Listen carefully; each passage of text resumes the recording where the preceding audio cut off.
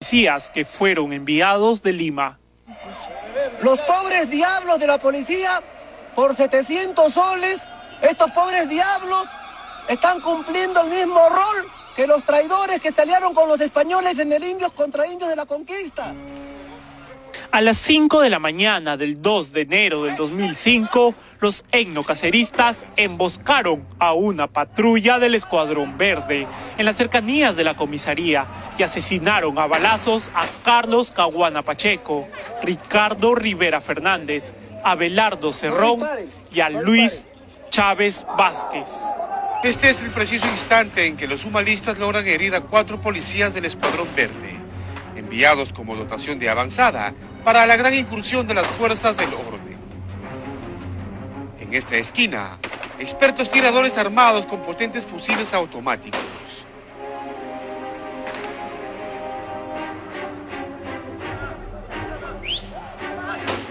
Al otro lado del puente, expertos cazadores, pero de cogoteros, pandilleros y microcomercializadores de droga, novatos en el tiroteo con fusiles de guerra.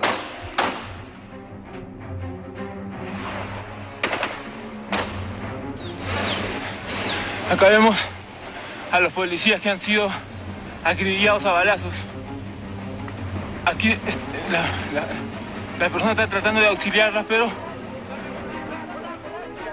Algunos simpatizantes de Humala piden a gritos auxiliar al teniente Luis Chávez Vázquez, herido con varios impactos de bala sobre el puente Chimbao. ¡Ambulancia, hermano! ¡Allá viene la ambulancia! ¡Por eso se está el gobierno! ¡Una ambulancia! En estas imágenes se observa aún con vida al suboficial Ricardo Rivera Fernández y al teniente Chávez Vázquez. El oficial del Escuadrón Verde intenta sacar su arma de reglamento para evitar que se lo roben o lo acribillen en un claro instinto de supervivencia.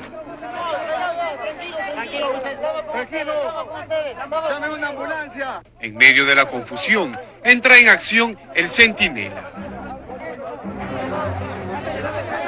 De pronto, un disparo al aire seguido de 2 tiros a quemarropa acabaron con la vida del teniente.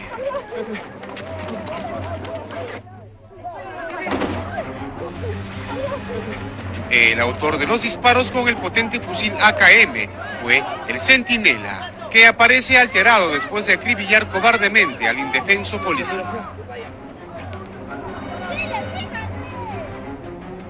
Otra cámara registró la misma escena, pero desde otro ángulo. Observe al centinela sustraer el arma del reglamento del teniente Chávez y enseguida los tiros de gracia.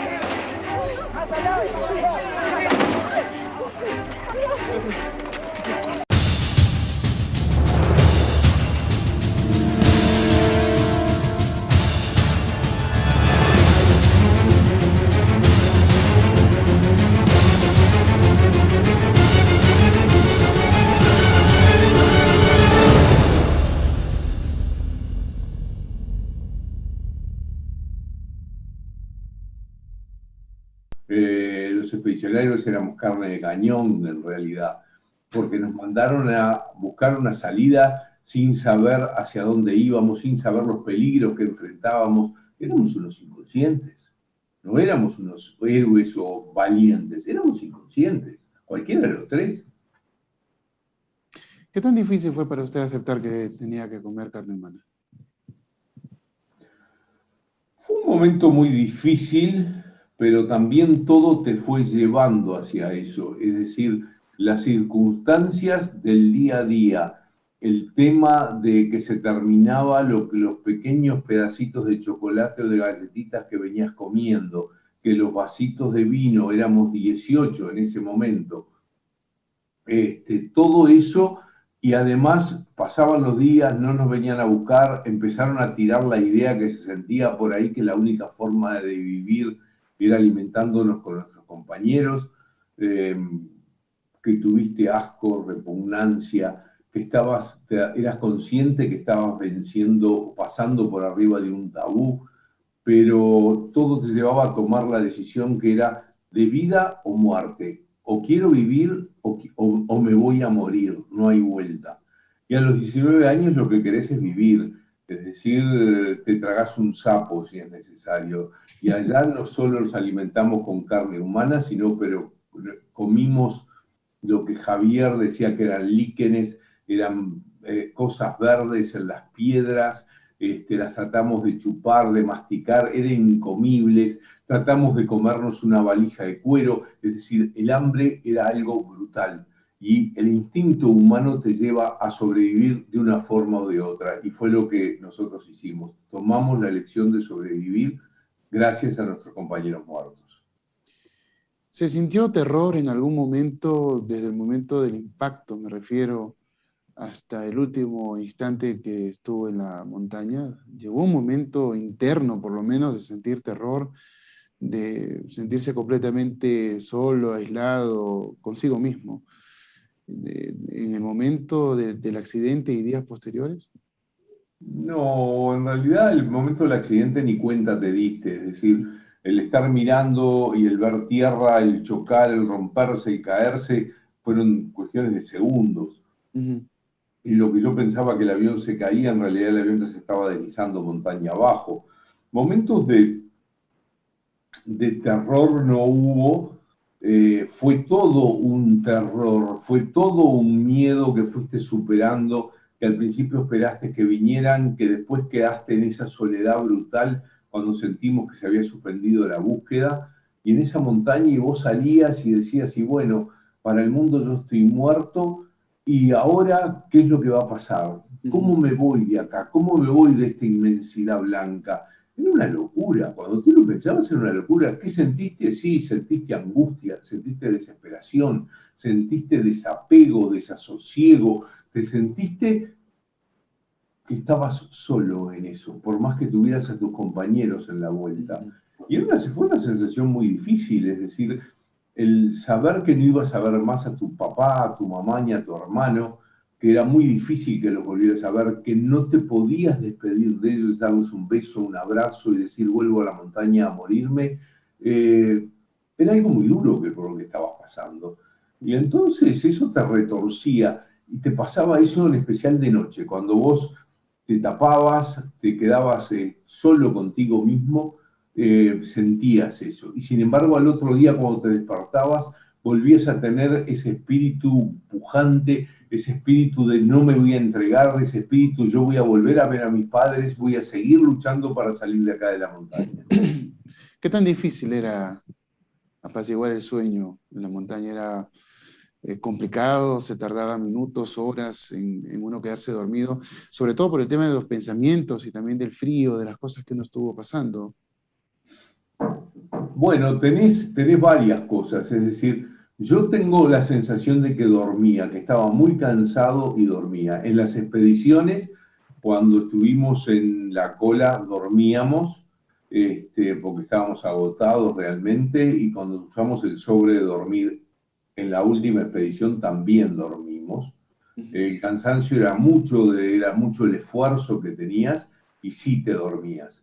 A pesar del frío, que fue algo que acompañó durante los 72 días. Hubo mucho frío, hubo menos frío, pero siempre hubo frío. Fue una sensación que siempre tuvimos, que fue una de las cosas que los umbrales de frío los llevamos a límites increíbles. Se supone que vivimos en menos 30 grados, menos 40 grados bajo cero, y sin embargo no tenías nada para ponerte, todo lo que tenías para abrigarte lo tenías puesto, y eso te hace como que, bueno, es suficiente, me tengo que aguantar, no tengo otra solución, y bueno, y la vida y los días siguen, espero que mañana esté mejor y me pueda poner al sol y tener un poquito más de calor, y bueno, y hay que seguir, todo era un seguir para adelante, tirar la pelota para adelante, soportar. El ser humano es increíble la capacidad que tiene de soportar cosas. Y uno soporta muchas cosas en la medida que tiene una esperanza. Y nosotros siempre tuvimos la esperanza de poder salir de ese lugar. Entonces, todo eso que te pasaba, decías, mañana de repente estoy en casa. Y se me pasó todo esto, todo este dolor que estaba llevando, todo este dolor que estaba padeciendo, iba a desaparecer. Y bueno, mañana será otro día. Comprendo. ¿Y en cuánto tiempo ¿Le tomó a usted tomar conciencia de la realidad después del accidente? Darse cuenta que esto era mucho más difícil de lo que podría imaginarse en cualquier escenario que haya vivido en sus 19 años. Me llevó años quizás darme cuenta de que había sido una gran locura, que había sido producto de los 19 años, que en realidad te diría que me llevó bastantes años darme cuenta que había hecho algo que era increíble. Hoy cuando miro la montaña, cuando miro la foto, digo, no puede ser que yo haya hecho eso. Mismo me pasa a veces cuando estoy dando una charla o algo y que van pequeñas filmaciones y cosas, y como que me abstraigo y miro y digo, ¿de quién estoy hablando? ¿Quién es ese? Y soy yo. Es decir, yo hice esas cosas, yo estuve ahí, a mí me pasaron esas cosas, yo las aguanté y disfruté el poder salir de ahí. Es increíble todo eso. Es decir, cuando vos mirás para atrás lo que hiciste, lo que dejaste, lo que sufriste, y es parte de la vida te va llevando, la vida sigue, no te podés quedar en el año 72, después seguí estudiando, trabajando, me casé, tuve hijos, es el proceso normal de la vida. Y uno no se puede quedar sentado en el cordón de la vereda pensando en el año 72. Eso es historia hoy. 50 años es historia. Comprendo esto. Muchos de ustedes han declarado que son personas completamente normales, como todos. Me refiero también por lo que acaba de decir, que llevó el curso normal de la vida. Pero yo me pongo a pensar un poco, y no por el lado negativo, sino por el hecho de que ustedes se dicen que son personas normales porque viven como cualquier otra persona, pero no llevaron un tratamiento después de lo que pasó, nadie los evaluó, ustedes solos salieron de todo esto, y eso es algo singular. No sé hasta qué punto eso puede quebrar el esquema de ser personas normales después de haber podido superar todo esto, cada uno en su tiempo seguramente, y seguir siendo personas exitosas, bien formadas, y que para adicionar todo esto, le están dejando un legado enorme a mucha gente. Bueno, somos tan anormales como éramos antes del accidente. Es decir, un poco es una cosa que nos caracterizamos por lo normal. Somos lo que éramos, pasamos por una experiencia como esta que fue brutal, y seguimos, claro, aprendimos mucha cosa, crecimos con mucha rapidez, es decir, tuvimos que tomar decisiones muy importantes, y eso te da un yo sé que soy capaz de soportar, de aguantar una cantidad de cosas. Y eso es otra, hablando de enseñanzas, esa es otra de las cosas. El ser humano, eso es el ser humano. Eso es la capacidad que tiene el ser humano de soportar, de aguantar, de salir adelante. Vos decís, y no los evaluaron, y no los estudiaron, capaz que habría que evaluarse menos y creer más en uno mismo, es decir, tenerse más fe, de decir, yo puedo, yo soy capaz, y dando pequeños pasos todos los días, haciendo pequeñas cosas, moviéndome, no dejándome estar. Entonces, porque tenemos esa tendencia de repente ir a buscar ayuda o consejo por todos lados. ¿Qué hago si me pasa esto? ¿Qué hago si me pasa lo otro? Y no nos tomamos quizás el tiempo para meditarlo, para pensarlo y para encontrarle una solución. Es mucho más fácil ir y pedir una receta, hablar con un psicólogo y decirle, ¿qué me recetás? ¿Qué tengo que hacer? Es mucho más fácil eso. Pero cuando vos estás solo y vos te mirás a vos mismo y sacás de acá adentro esa fuerza y decís, ¿y ahora qué es lo que tengo que hacer? ¿Qué es lo que me dice que tengo? Te dice, si te vas a decir, y te vas a equivocar, esa es otra de las cosas. Que nosotros no estamos acostumbrados en esta sociedad a equivocarnos. Nos equivocamos arriba en la montaña y nos vamos a equivocar una cantidad de veces. Lo bueno que tiene que podemos corregir, que podemos cambiar, que somos capaces de elegir otro camino diciendo, bueno, ahí me equivoqué, ese no es un buen camino, voy a agarrar este.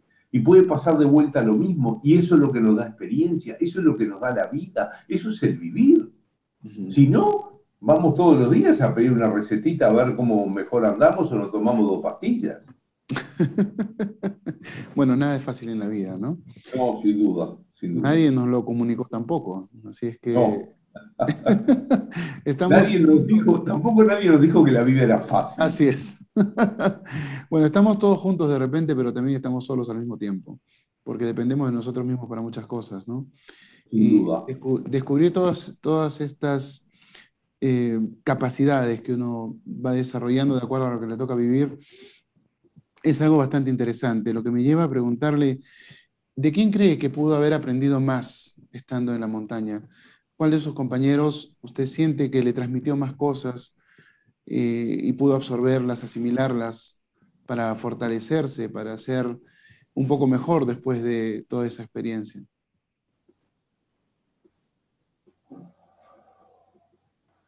Te diría que el aprendizaje viene de antes. Esto fue una práctica de lo que aprendimos, fue llevar a la práctica el bagaje que teníamos del colegio, del bagaje que teníamos de nuestras familias, el de no habernos hecho la vida fácil en casa y en el colegio. Es decir, hoy quizás se facilitan mucho más las cosas, pero acá si no tenías la bicicleta para ir al colegio en condiciones, andá caminando. Y si está lloviendo, mojate. No es que papá me llevaba en el auto y si no, no iba al colegio. Y cuando ibas al colegio, tenías esa rigidez de los curas irlandeses que también te fueron fogueando y preparando. Hoy lo que hablábamos, nadie nos dijo que la vida era fácil. Y ellos justamente no tuvieron la vida fácil en Irlanda y tampoco nos la hacían fácil a nosotros. Todo era motivo de conquista, de aprendizaje, de ensayo y error. De ensayo y error muchas veces. Que allá arriba lo usamos mucho, eso, por eso nos equivocamos. Pero hicimos cosas, probamos cosas. Y eso para mí creo que fue fundamental, porque cuando nos encontramos allá arriba, yo empezaba facultad, pero sin embargo tuvimos que hacer cálculos matemáticos, cálculos de volúmenes, y eso no lo aprendimos arriba, eso lo habíamos aprendido en la escuela.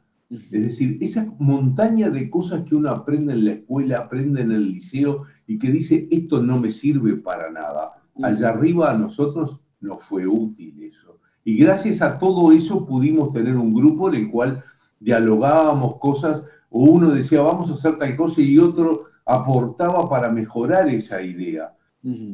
Creo que mucho, o te diría, un porcentaje muy alto viene de ahí. Después tuvimos un capitán que fue Marcelo Pérez del Castillo, que fue un gran líder, porque hay que ser capitán en la cancha, pero hay que ser capitán en la montaña también.